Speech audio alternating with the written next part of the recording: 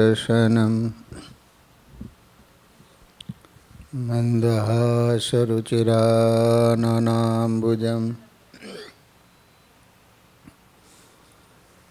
पूजितं सुरनरोत्तमेरमुदा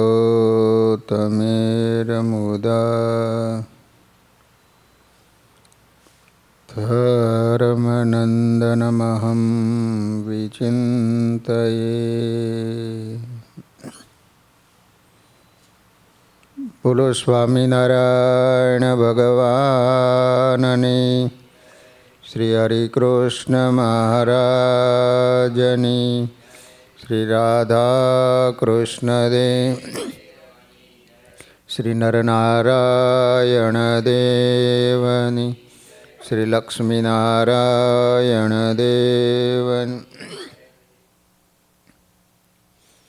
બધા જ હરિભક્તોને ઘણા ભાવથી જય સ્વામિનારાયણ. વાલા ભક્તજનો, આપણે ઘણા બધા સંતોના જીવન ચરિત્ર શ્રવણ કર્યા. હવે આપણે વર્ણી વેશે ભગવાન લોજમાં પધાર્યા અને લોજ ધામમાં રહ્યા થકા જે ભગવાને ચરિત્રો કર્યા એ આપણે વિસ્તારથી શ્રવણ કરવા. સંવંત 1837 ચૈત્ર સુધી 9મીને રાત્રે 10 વાગ્યે, તારીખ 3/4/1781 સોમવારના રોજ છપૈયાપુરમાં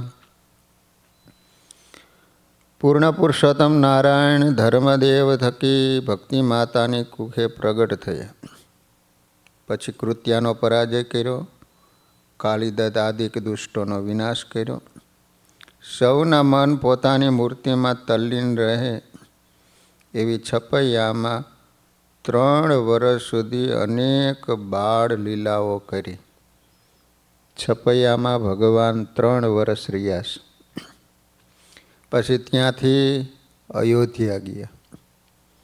ત્યાં પિતા પાસે સતશાસ્ત્રનું અધ્યયન કર્યું. હૃદયરામ પંડિત પાસે વેદોનો અભ્યાસ કર્યો. સૌ જીવોને વિદ્યાભ્યાસની મહત્તા સમજાય એ માટે પોતે સર્વજ્ઞ હોવા છતાં વિદ્યાભ્યાસ કર્યો. નિત્ય મંદિરે દેવ દર્શન કરવા જતા, સંતોનો સમાગમ કરતા, કથા વાર્તામાં નાનપણથી ઓતપ્રોત બની જતા. આ પ્રત્યેક ગુણો બાળપ્રભુના જીવનમાંથી બેઠા શીખવા જેવા છે. 8 વર્ષે ઉપવીત ધારણ કરી, પછી સતશાસ્ત્રોના સારરૂપ ગુટકો તૈયાર કર્યો. ખૂબ શ્રદ્ધા ભાવથી માત પિતાની સેવા કરી. માતા ભક્તિદેવીને સમાધિ કરાવી, દિવ્ય ધામના દર્શન કરાવ્યા, હરિગીતાનો ઉપદેશ આપી. એમની સર્વે વૃત્તિઓ પોતાની મૂર્તિમાં સ્થિર કરાવી, દિવ્ય ગતિ આપી. એ રીતે પિતા ધર્મદેવને પણ દિવ્ય ગતિ આપી. આ રીતે 8 વર્ષ અયોધ્યામાં રહી અનેક લીલાઓ કરી. 3 વર્ષ છપૈયામાં રહ્યા, 8 વર્ષ અયોધ્યામાં. એટલે કેટલા વર્ષ થયા? 11 વર્ષ થયા ને. સંવંત 1849 અષાઢ સુદ દૈસમ, તારીખ 29/6/1792 શુક્રવારે વહેલી સવારે દિવ્ય અલૌકિક મૂર્તિ શ્રી હરિએ વર્ણીનો વેશ ધારણ કરી ગ્રહ ત્યાગ કર્યો. કરોડો આત્માના કલ્યાણ માટે વિકટ વનની વાટે ચાલ્યા. વંદો શ્રી વરણીન્દ્ર વેશ ધરીને જય તીર્થમાં જય ફર્યા. દેવીને નિજ જ્ઞાન દાન દઈને દુષ્ટો વિનષ્ટો કર્યા. હિમાદ્રી પુરુષોત્તમાખ્ય પુરી જય શ્રી સેતુ બંધે ગયા. કાંચીથી ગુજરાત પ્રાંત જઈને જેલોજમાં જઈ રહ્યા. બદ્રીનાથ, કેદારનાથ, જગન્નાથ, રામેશ્વર વગેરે તીર્થોને પાવન કરી સંવંત 1856 શ્રાવણ સુદ પૂનમે જૂનાગઢ ગિરનારને પાવન કર્યો. આવે છે ને પૂનમ, શ્રાવણ સુદ પૂનમ, રક્ષાબંધન. તેથી ભગવાન વર્ણી વેશે જૂનાગઢ આવ્યા હતા, ગિરનાર પર્વત ઉપર ચડ્યા. ત્યાં શ્રી હરિ 3 દિવસ રોકાયા. દત્તાત્રેયના પૂજારીને દત્ત રૂપે દર્શન આપી એની સાધના પૂરી કરાવી. ટોચ ઉપર દત્તાત્રેય ભગવાનના ચરણારવિંદ છે. ત્યાંથી શ્રી હરિ વંથલી પધાર્યા. ત્યાં સૂર્યકુંડમાં સ્નાન કર્યું. આ રીતે વર્ણિરાજે સોરઠ ધરામાં પ્રવેશ કર્યો. સોરઠ દેશ ખરેખર ધન્યવાદને પાત્ર છે. કેમ કે રામાનંદ સ્વામી પહેલવેલા પોતે સોરઠ દેશ આવેલા. સત્સંગ જ્યાં સ્થાપ્યો વિશેષ રે ધન્ય ધન્ય એ સોરઠ દેશ રે. વાલો ફર્યા તીરથ તમામ રે લીધો લોજની વાવે વિરામ રે. જ્યાં ઉતર્યો વર્ણી વેશ રે ધન્ય ધન્ય એ સોરઠ દેશ રે. વર્ણિરાજા લોજ ધામમાંથી સત્સંગમાં પ્રવેશ્યા. લોજવાસી સદગુરુ શ્રી રામાનંદ સ્વામીના સંતો પોતાના ગુરુમાં ભગવદ બુદ્ધિ રાખી અને એમને સેવતા હતા. આવા નિર્મળ હૃદયના ગુરુનિષ્ઠ લોજવાસી સંતોના સ્નેહમાં શ્રી હરિ બંધાયા અને વનવિચરણની સમાપ્તિ કરી લોજમાં રોકાયા. જો એ સંતોએ શ્રીહરિને ન રોક્યા હોત ને તો કરોડો આત્માના કલ્યાણ માટે નીકળેલી વર્ણિરાજ રૂપી કલ્યાણ ભાગીરથી ક્યાં જઈને અટકત એ કલ્પના કરવી અશક્ય છે. લાખો લાખો વંદન કરીએ આ પવિત્ર સોરઠ દેશને. લાખો વંદન કરીએ સદગુરુ શ્રી રામાનંદ સ્વામીને અને લાખો વંદન કરીએ ગુરુ આજ્ઞામાં રહી લોજ આશ્રમમાં રહેતા સર્વે સુગ્ન સમર્પિત સંતોને. કેમ છે ઉદ્ધવ અવતાર સદગુરુ શ્રી રામાનંદ સ્વામીના શિષ્ય મુક્તાનંદ સ્વામી, સુખાનંદ સ્વામી વગેરે સંતોએ પુરુષોત્તમ નારાયણને પ્રેમરૂપી દોરીએ બાંધી અને સત્સંગમાં સૌના ઉદ્ધાર માટે રોકી રાખ્યા. ગોદોહન માત્ર પણ કોઈ જગ્યાએ ટકે નહીં એવી જેમની સહજ પ્રકૃતિ હતી. ગોદોહન એટલે ગાય દોવે એટલો ટાઈમ નહીં, પણ સવારે ગાય દોઈ પછી સાંજે એ રીતે. ભગવાન જ્યાં દિવસ રોકાણા હોય તો રાતનો રોકાય, રાત રોકાય દિવસનો રોકાય, એવી રીતે. એવી જેમની સહજ પ્રકૃતિ હતી એવા વર્ણિરાજને લોજવાસી સંતોએ પોતાની ભક્તિરૂપી શક્તિથી સદાયને માટે સત્સંગમાં બાંધી દીધા. લાખો વંદન કરીએ લોજની ભૂમિને.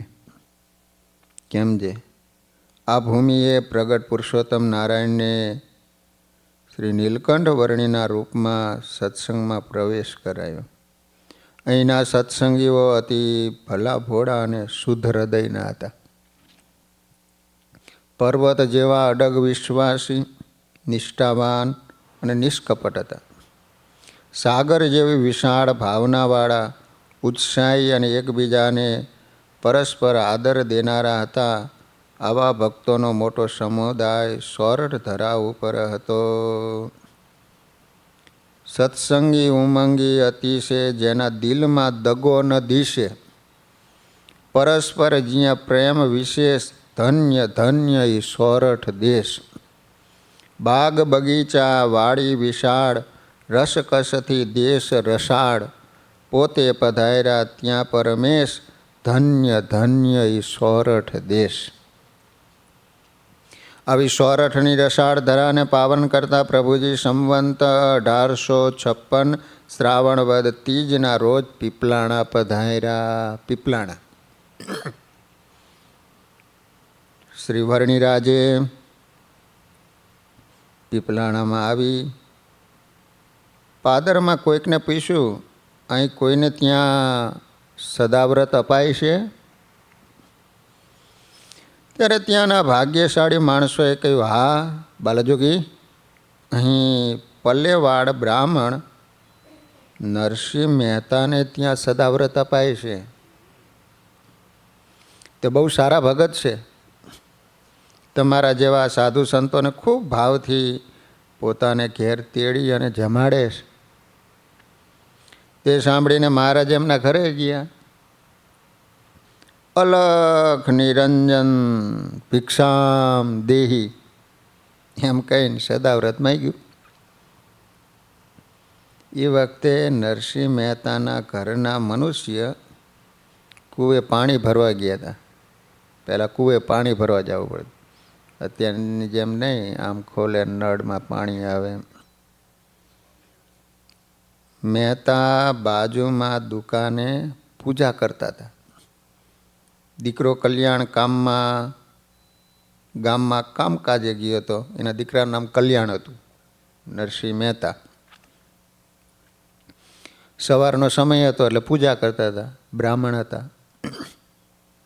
માત્ર એમની દીકરી લાડકી બેન ઘેર હતી. છોકરી ઘરે હતી. તેને આંગણે ઊભેલા જોગીરાજને જોયા એટલે સ્નેહથી કહ્યું, આવો બાલા જોગી, ખાય ભોજન જોઈએ છે?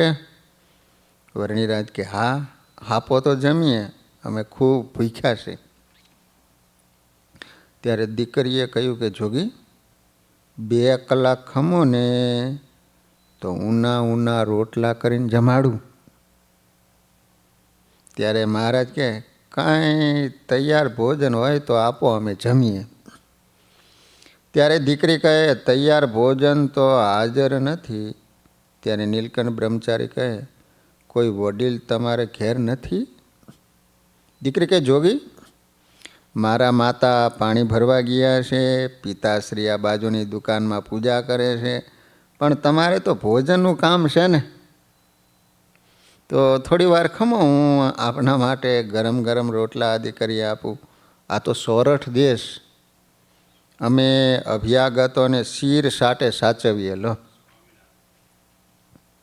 કોક દી ભૂલો પડ ભગવાન, થાને મારો મહેમાન, તને સ્વર્ગ ભૂલાવું સાંભળા. ત્યારે વર્ણિરાજ વૈરાગ્યના વેગમાં બોલ્યા, હું ખાવા માટે ખોટી નહીં થાવ. આહાર કારણે ઊભો રહી જોગી નહીં પણ ભોગી જાણવો. એમ વિચારી વર્ણિરાજ ચાલતા થયા. પરંતુ ત્યારે નરસિંહ મહેતા દુકાનમાં પૂજા કરતા હતા. એમને વર્ણિરાજનો અવાજ સાંભળી એ બાજુ બારણા સોંસરું જોયું. તેથી એમને મહારાજના દર્શન થયા. અને એ જ સમયે એની પૂજામાં પધરાવેલા શાલિગ્રામમાંથી દિવ્ય તેજ નીકળ્યું અને તરત પાછું સમાઈ ગયું. તેથી નરસિંહ મહેતા પૂજામાંથી તરત ઊભા થયા. દુકાનમાંથી બહાર આવી દીકરીને પૂછ્યું, અહીં જે બ્રહ્મચારી આવ્યા હતા એ ચાલ્યા ગયા? દીકરી કે હા બાપુજી. તરત જ એ તો જતા રહ્યા. મહેતા કે બેટા, એમને કાંઈ જમાડ્યા? દીકરી કહે ના, એ જમવા જ ન રોકાણા. આમ જ્યાં બંને સંવાદ કરે ને ત્યાં એના ઘરના મનુષ્ય પાણી ભરીને આવ્યા. એને મહેતાએ કહ્યું, તું બહાર ગઈ હતી, ઘરમાં એકલી લાડકી હતી. એ સમયે આપણે ઘેર મોટા યોગી આવ્યા હતા. એના દર્શન થતાં મારી પૂજાના શાલિગ્રામમાંથી દિવ્ય તેજ નીકળ્યું. એવા એ પ્રતાપી બાલાજોગીએ જમવાનું માગ્યું, પરંતુ દીકરીએ ન આપ્યું. સુણી પુત્રીએ કહ્યું એ પેર, બાલાજોગી આવ્યા હતા ઘેર. એણે માગ્યું ખાવાનું તૈયાર, મેં તો કહ્યું ખમો થોડી વાર. ત્યાં દીકરી કહે કે જોગી એમ કહ્યું, તૈયાર હોય તો જલ્દી આપો તો જમીએ. પરંતુ તૈયાર કાંઈ નહોતું, તેથી જોગી ચાલી નીકળ્યા. ત્યારે નરસિંહ મહેતા કહે, રાત્રિનું કાંઈ ટાઢું ખાવાનું નહોતું? ત્યારે દીકરી કહે, જાહેરનો રાંધેલો ઠુમરો, જુવારના ભરકડાને છાશમાં રાંધવાથી બનતો પદાર્થ, એને કહેવાય ઠુમરો, જાહેરનો ઠુમરો. નરસિંહ મહેતા કહે, એ જમાડવો હતો ને. સવારના પહોરમાં બ્રહ્મચારીને ભૂખ્યા કાઢ્યા, બેટા તું ભૂલ ખાઈ ગયો. જાણો અજાણો આંગણે આવે, તેને ખાવા દેવું પ્રેમ ભાવે. ભૂખો જાય અતિથિ જો આપ, લાગે ગ્રહસ્થને મહાપાપ. એમ ચિંતા કરે ચિતમાઈ, સુત આવ્યો કલ્યાણ જીત્યાય. આ સમયે એનો દીકરો કલ્યાણજી આવ્યો, બહાર ગયો હતો ને, એટલે એને તરત એને કહ્યું, બેટા તું જલ્દી દોડ. અને બ્રહ્મચારીને પાછા બોલાવી લાવ. કેમ છે? એ અદ્ભુત બ્રહ્મચારી આપણે આંગણે આવ્યા હતા. એની વિશેષ વાતો તો પછી કરીશ, પણ એમને મસ્તકે ભૂરી જટા શોભે છે, 17-18 વર્ષની ઉંમર છે, તેજસ્વી અલૌકિક સ્વરૂપ છે, દર્શન કરતાં દિલને ખેંચે છે, એવા એ બ્રહ્મચારી છે. એને તું ઝટ બોલાવીને લાવ. પિતાજીના વચન સાંભળી કલ્યાણજી એકદમ જે દિશામાં જોગી ગયા હતા ને એ દિશામાં દોડી ગયા. ગામને પાદર મહારાજની પાછળ પહોંચ્યા. ત્યાં વર્ણિરાજ ઓજદ ગંગામાં અડધે પહોંચ્યા હતા. તેથી કલ્યાણજીએ નદીના કાંઠે આવીને હાકલ કરી, હે બ્રહ્મચારી ઊભા રહીજો. મહારાજ ઊભા રહ્યા. પછી કલ્યાણજીએ કહ્યું, ચાલો મહારાજ, અમારે ઘેર જમવાનું તૈયાર છે. ત્યારે વર્ણિરાજ કહે, હવે અમે પાછા નહીં વળીએ. કલ્યાણજી કહે, તમે પાછા નહીં વળો તો હું પણ પાછો નહીં વળું. હું નરસિંહ મહેતાનો પુત્ર છું. મને મારા બાપે કહ્યું બ્રહ્મચારીને લઈને ઘેર આવજે. મારા પિતાશ્રી પૂજામાં હતા, માતૃશ્રી પાણી ભરવા ગયા હતા, અને મારી નાની બહેને ના પાડી. તે અપરાધ માફ કરો અને આપ અમારા ઘરે પધારો. અમારા આંગણે આવેલા આપ જેવા અતિથિ ભૂખ્યા જાય એ અમને કેમ સહ્યું જાય? વર્ણિરાજ કે ભૂદેવ, મારે ઝટપટ સર્વે તીર્થોની યાત્રા કરવી છે. હું યાત્રા કરવા નીકળ્યો છું. તમારા જેવાને ઘરે ભોજન કરવા નહીં. ત્યારે ઓજતના કાંઠે ઊભેલા કલ્યાણજીએ કહ્યું, જોગી તમારે તીર્થ કરવાનો હેતુ શું છે? અર્થાત તમે શા માટે તીર્થ કરવા નીકળ્યા છો? ક્યાંય લક્ષ્ય તો હશે ને તમારું? વર્ણિરાજ કે, અમે પ્રત્યક્ષ ભગવાનને પામવા માટે તીર્થયાત્રા કરવા નીકળ્યા છે. પ્રત્યક્ષ ભગવાનને પમાડે એવા સંત કોઈ તીર્થસ્થાનમાં મળી જાય ને તો એ સંત મને ભગવાનનો ભેટો કરાવે તો મારું કલ્યાણ થાય. કલ્યાણજી કહે, જો કલ્યાણનું કામ હોય ને તો પાછા વળો. બીજે તીર્થે જવાનું ન ધારો, લોજમાં મહારાજ પધારો. રામાનંદ સ્વામી તણા ચેલા, મુક્તાનંદજી ત્યાં છે રહેલા. તેની પાસે 50 તે સંત, મહાવૈરાગીને જ્ઞાનવંત. જેને હોય કલ્યાણની આશ, તેને જાવું એવા સંત પાસ. આ શબ્દો શ્રીહરિના અંતરમાં આરપાર ઉતરી ગયા. રામાનંદ સ્વામીની વાત સાંભળીને મહારાજ એમની ભેગા ગામમાં પાછા આવ્યા. વર્ણીને રામાનંદ સ્વામી વિશે વિશેષ જાણવું હતું. કેમ જે બાલપ્રભુને પિતા ધર્મદેવે કહ્યું હતું કે તમે ગ્રહ ત્યાગ કરો ને તો બીજે ત્રીજે ન ભટકતા સોરઠ દેશમાં આપણા ગુરુ રામાનંદ સ્વામી પાસે જજો. સંભવ છે કે કદાચ એ જ રામાનંદ સ્વામીના સંતો લોજમાં હશે. એમ સમજી શ્રીહરિ કલ્યાણજી સાથે પાછા વળ્યા. વર્ણિરાજ કલ્યાણજીની સાથે નરસિંહ મહેતાના ઘરે પાછા આવી ડેલીમાં ઓટા ઉપર બેઠા. ડેલી હોય ને, આગળ ડેલી હોય, ત્યારે નરસિંહ મહેતા પણ ત્યાં જ બેઠા હતા. એને હાથ જોડી નખથી શિખા પર્યંત વર્ણિરાજની મૂર્તિને સ્નેહથી જોઈ જ રહ્યા હો ભગવાનની હવે. પછી નરસિંહ મહેતા ઘર તરફ જોઈને બોલ્યા, છે આ બ્રહ્મચારી આવ્યા છે, જે જમવાનું હોય લાવો. ત્યારે એના ધર્મપત્ની ઉભડા કાંઠાવાળી પિત્તળની મોટી થાળીમાં જાહેરનો ઠુમરો અંદર દૂધ નાખીને લાવ્યા. આજ પણ એ પ્રસાદીની થાળી છે. પીપલાણા જાઓ ને તો નરસિંહ મહેતાનું ઘર પણ છે. એ પ્રસાદીની થાળીમાં જે ભગવાન જેમાં હતા થાળી પણ છે. વર્ણિરાજ આગળ મૂક્યો. વર્ણિરાજે ઠુમરો દૂધમાં ચોળવા માંડ્યા. તેવામાં તો ત્યાં 5-7 બાઈઓ અને પુરુષો આવી ગયા અને ઓટા ફરતા મહારાજ પાસે બેઠા.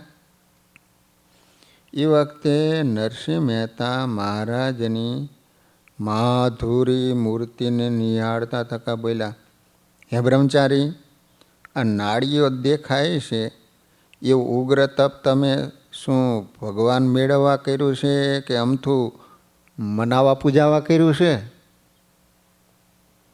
ત્યારે વર્ણિરાજ ઠુમરો ચોડતા ચોડતા મહેતા સામું જોઈને કહે, ભગવાન મેળવવા કર્યું છે.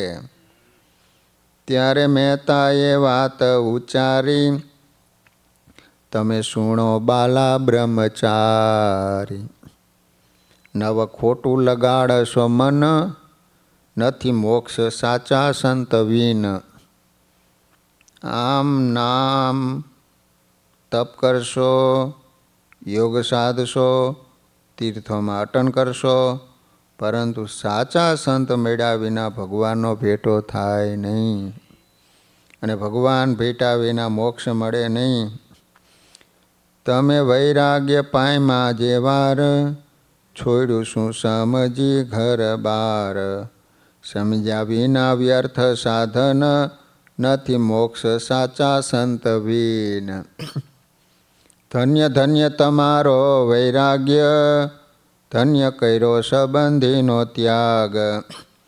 ભલે કર્યા છે તપ કઠિન, નથી મોક્ષ સાચા સંત વિન. ભલે શરીર સૂકવી નાખો, લોહી માંસ રતિ નવ રાખો. કરો આ કરું દેહ દમન, નથી મોક્ષ સાચા સંત વિન. પંચ વિષયથી પરવારી, કદી ઇન્દ્રિયો જીતી લ્યો બારી. નિત્ય ફરો તીર્થ નવીન, નથી મોક્ષ સાચા સંત વિન. આ રીતે કહી રહેલા નરસિંહ મહેતાના મુખમાંથી એક વાક્ય વારંવાર નીકળે કે સાચા સંત વિના મોક્ષ મળવો કઠિન છે. તમારા ત્યાગ વૈરાગ્યને વંદન, ભલે તમે સગા સંબંધીને ઘર બહારમાંથી નિર્બંધ રહ્યા, અનેક સાધનો કર્યા, પંચ વિષયો જીત્યા, ઇન્દ્રિયો જીતી, નિત્ય નવા તીર્થોની યાત્રા કરી, આ બધું આખી જિંદગી કરો, છતાં પણ મોક્ષ તો જ્યારે સાચા સંત મળે ને ત્યારે તરત થાય. વર્ણિરાજ તાસડીમાં ઠુમરો ચોડે છે અને મહેતાજી ઉપદેશ આપે છે. હવે સાચા સદગુરુ સેવી, એની આશીષ મેળવી લેવી, જેથી ટળે જન્મ મરણ, નથી મોક્ષ સાચા સંત વિન.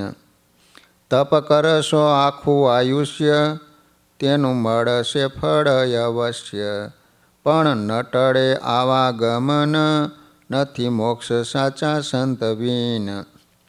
એવો વેદ પુરાણનો મત, નથી કહ્યું મેં કાંઈ અસત્ય, જો મનાય તો માનજો મન, નથી મોક્ષ સાચા સંત વિન. આખી ઉંમર વેઠશો દુઃખ, સાચા સંત વિના નથી સુખ, સાચું કહું છું ખાઈ સોગન, નથી મોક્ષ સાચા સંત વિન. જેના પગલે પગલે તીર્થ જન્મે, એવા સમર્થ સદગુરુના આ નરસિંહ મહેતા શિષ્ય છે. તેથી કેફ સાથે બોલે છે. રામાનંદ સ્વામીના શિષ્ય હતા ને, પાસે રહ્યો પુત્ર કલ્યાણજી પણ કે બાપુજી વર્ણી ખરા મુમુક્ષુ છે. આપણા ગુરુના આશ્રમમાં આવા સુગ્ન શિષ્ય વધે એમાં સૌનું ભલું છે, માટે કહેજો. તે સાંભળી વર્ણિરાજ કે ભદેવ, બહુ બળ દેખાડી સાચા સંતને સેવાની વાત કરો છો, પરંતુ આજ કળિયુગમાં એવા સાચા સંત ક્યાં મળે? તમે કોઈ એવા સંત ભાડ્યા છે કે માત્ર સાંભળેલી વાતો જ બીજાને સંભળાવો છો? તે સાંભળી મહેતા કે વર્ણી, એવા સંત મેં જોયા છે, સેવ્યા છે, અનુભવ્યા છે, માટે કહું છું.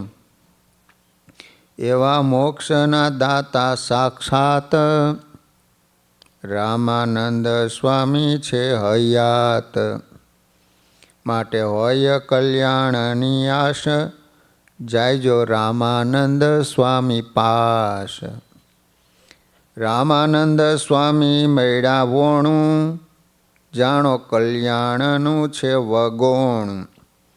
એના આશીર્વાદ જો મળે, ફેરા લખ 84 ટળે.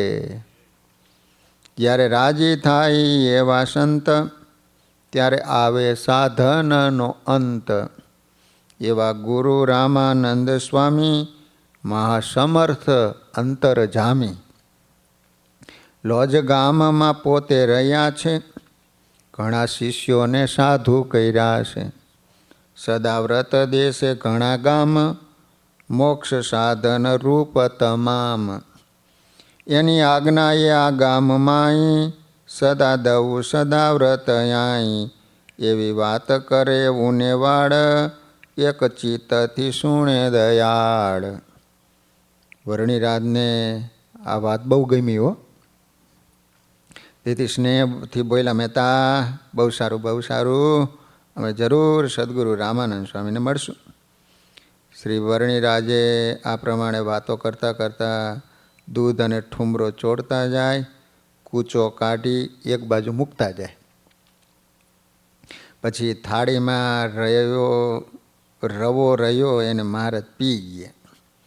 જાણે કે વાતનું શ્રવણ કરી પછી એનું મનન કર્યું અને એમાંથી સાર રાખ્યો અને કૂચો કાઢી નાખ્યો. અને વિચાર્યું કે હવે વનપંથથી વિરામ પામી સીધો લોજ ગામ પહોંચ્યો. એમ વાતનો ખેંચ્યો છે સાર, કૂચો કાઢ્યો છે થાળીથી બહાર. થાળી ઉપાડીને રસ લીધો, જાણે વાતનો રહસ્ય પીધો. વાત ઘૂંટડો ઉતરે જેમ, નાથે ઘૂંટડો ઉતાર્યો તેમ. રસ પીધો પ્રભુજીએ જ્યારે, હોઠે દોરો પડ્યો રહ્યો ત્યારે. હોઠે દોરો પડ્યો, દૂધ હતું ને જમવાની ચતુરાઈ જોઈ પૂરનારી રહી સૌ મોહી. ભગવાનની એવી મૂર્તિ જોઈને નારી તો બધી આમ જોઈ જ રહી, મોહી ગઈ ભગવાન. નિજ સ્વભાવે બોલી છે સહુ, બાવો સ્વાદીયો દિશે છે બહુ. મારો રસા સ્વાદીયો લાગે, કચરો કચરો કાઢી નાખે છે. વાલા ભક્તો, આપણે જમીએ તો કાંડા સુધી હાથ બગડે, થાળીની આજુબાજુ પણ ઘણું વેરાય. અને વર્ણિરાજ જમતા હતા તો માત્ર 3 જ આંગળીઓ બગડે, ચોથી આંગળી બગડવા ન દે. એમની જમવાની છટા જોઈને પાસે ઊભેલી પીપલાણાની નારીઓને પહેલાં તો મહારાજ સ્વાદ્યા લાગ્યા. પછી શું થયું? આ જરૂર ભગવાન લાગે છે, ત્રિલોકીમાં આવા જોગી જોયા નથી. જોવામાં તો દિશે ભગવાન, નથી ત્રિલોકે આની સમાન. કાયા કોમળ રૂપ રસાળ, માથે પૂરા સુવાળા છે વાળ. અંગે નાડી ઉઘાડી દેખાય, દેખી દિલે દયા ઉભરાય. એના મુખની કાંતિ છે કેવી, બાઈ ચાંદલીઓ લાજે તેવી. શોભે લાલ ગુલાબી ગાલ, ભાગ્યશાળી વિશાળ છે ભાલ. એના ગુણ ગાતા ન ધરાવું, પણ સ્વાદીયો દિશે છે બહુ. એમ બોલી પરસ્પર બાઈ, કહેતા હેત વાયધું હરિમાઈ. ચોયતું ચિત્ત માઈ ચિંતવન, તેથી પાયમાં દિવ્ય દર્શન. આ રીતે વર્ણિવેશ શ્રી હરિવરમાં બહુ હેતથી જેવા દર્શન કર્યા. એ જ સમયે સૌને દેહભાન ભૂલાણું, સમાધિ થઈ ગઈ. પ્રગટ પરમાત્મામાં થયેલ પ્રેમની એ તાકાત છે કે આત્માને અક્ષરધામસ્થ મૂર્તિનો ભેટો કરાવી આપે. બહેનોને સમાધિ થઈ, દિવ્ય દર્શન કર્યા ભગવાન. મહાતેજ છાયું ચૌદીશ, સિંહાસને રાજે વરણીશ. દૂધ ઠુમરો ચોળેલ રસ, હોઠે દોરો દેખાય સરસ. બાઈ આવી સમાધિથી બાર, ક્ષમા માગીને સ્તુતિ ઉચ્ચારી. કૃતારથ કર્યા અવતાર, વહ્યા હર્ષના આંસુ અપાર. લો, સમાધિમાં ભગવાને દિવ્ય રૂપે દર્શન કરાયું. પાછી આવી, હવે ખ્યાલ આવ્યો કે આ કોઈ સામાન્ય નથી. સમાધિમાં ભગવાનના સાક્ષાત દર્શન થયા. તેથી પુરુષોત્તમ નારાયણને સ્વાદ્યા કહ્યા હતા, એની એમને ક્ષમા માગી. આ પંક્તિઓ મૂડીવાળા વાઘજી ભગતે પુરુષોત્તમ ચરિત્ર પુષ્પમાળા નામનો ગ્રંથ લખ્યો. એની એ ભગત બહુ જ પવિત્ર અને પ્રભુ પ્રેમી હતા. એમની કલમ અજોડ છે. તેઓને પુરુષોત્તમ ચરિત્ર પુષ્પમાળા નામનો ગ્રંથ છે. પછી વર્ણિરાજે નરસિંહ મહેતા ઉપર કૃપા કરી, ચતુર્ભુજ રૂપે દિવ્ય દર્શન આપ્યું. ત્યારે મહેતાએ પોતાના મહાભાગ્ય ગણીને પ્રભુને પ્રેમે સહિત પ્રણામ કર્યા. પ્રભુજીના દિવ્ય દર્શન થતાં નરસિંહ મહેતાને પોતે જૂનાગઢ ગિરનારમાં તપ કરવા ગયા હતા એ પ્રસંગ યાદ આવ્યો. તેથી વર્ણિરાજને કહેવા લાગ્યા, પ્રભુ પામવા કર્યા ઉપાય, સાધુ બાવા સેવા બહુ ત્યાંય. તો એ મહિલા નહીં કીર્તાર, પંડ પાડવા કર્યો વિચાર. નરસિંહ મહેતાએ વિચાર કર્યો કે ભગવાન ન મળે તો શરીર પાડી દેવું. ગિરનારમાં શરીર પાડવા માટે ગયા હતા. સુણી વાણી આકાશ મોજાર, એક વખતે આકાશવાણી થઈ, પંડ પાડીશ નહીં આ વાર, પ્રભુ મળશે જાતા રે ઘેર, 3 વાર સુણ્યું એવી પેર. પછી ઘેર આવ્યો જગતાત, સત્ય કીધી છે પૂર્વની વાત. આકાશવાણી કીધું તો એ વાત સાચી પડી. ભગવાન આવ્યા મારા ઘરે. જેની જોતો હતો નિત્ય બાટ, તે આવ્યા તમે વર્ણી રાટ. હે બ્રહ્મચારી, એ જ પ્રભુ આજ તમે મારે આંગણે આવી ઊભા છો.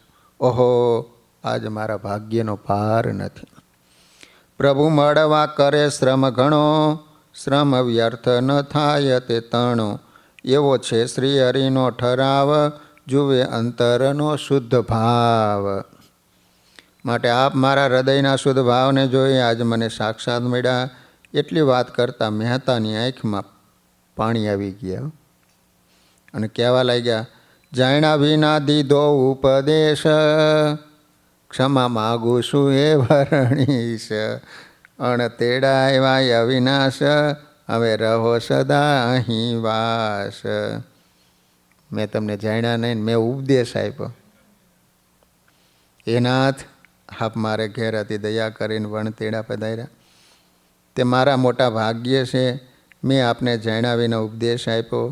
મને બાળક જાણીને ક્ષમા કરજો. હવે આપ સદા મારે ઘરે વાસ કરીને રહો.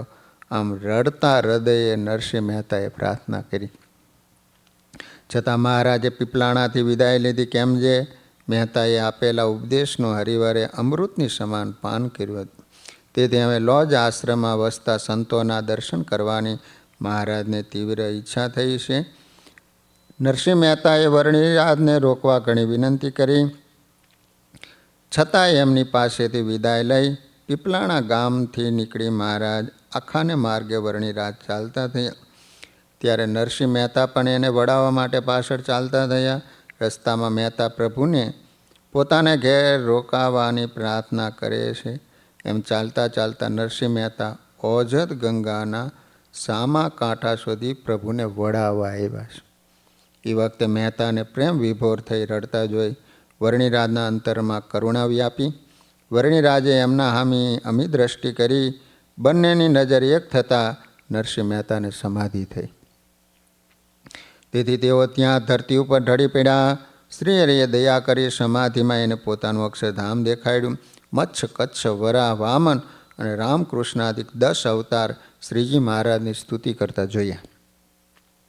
પછી જ્યારે મહેતાજી સમાધિમાંથી જાગ્યા ત્યારે જેવા સમાધિમાં મહારાજના દર્શન થયા હતા એવા જ ખુલ્લી આંખે પણ દિવ્ય દર્શન થયા. ઓજત નદીના કિનારે મહેતાએ 10 અવતારોને સ્તુતિ કરીને વરણીરાજની મૂર્તિમાં લીન થતા જોયા. એ જોઈને મહેતા અતિશય વિસ્મય પામ્યા બોલ્યા, હે બ્રહ્મચારી, તમે તો સાક્ષાત પૂર્ણ પુરુષોત્તમ નારાયણ છો. થયા મહેતા કૃતાર થયતી, વારે વારે કરે છે વિનંતી. તમો સર્વના નિયંતા નાથ, એમ કહીને જોડ્યા છે હાથ. એમની સ્તુતિ સાંભળી પ્રસન્ન થઈ વરણીરાજે પુનઃ પીપલાણા પધારવાનું વરદાન આપી નરસિંહ મહેતાને ભગવાને પાછા વળ્યા કે ફરીને આવશો તમારે ત્યાં. શ્રી હરિ ત્યાંથી ચાલ્યા. તે આખા ગામ થઈ શ્રાવણ વદ પાંચમના રોજ સાંજના સમયે માંગરોળ પધાર્યા અને ત્યાં ડોસા વાવને કાંઠે રાત રહ્યા. ગોરધન શેઠે આપેલ સુખડી અને ગાંઠિયા જેવા અને એમના ફઈ પૂતળીબા જે ગુરુએ સાચવવા આપેલું દેવદ્રવ્ય ઓળવી લેવાથી નરકમાં ગયા હતા એનો ઉદ્ધાર કર્યો. પછી ત્યાં રાત્રિ રહ્યા અને પોતે વિચારવા લાગ્યા. તો વાલા ભક્તજનો, હવે ભગવાન લોજ આવશે અને પછી જે ચરિત્રો કરશે એ આપણે ખૂબ વિસ્તારથી કદી સાંભળેલા નહીં હોય એવા બધા ચરિત્રો સાંભળીશું. સહજાન સ્વામી મહારાજ.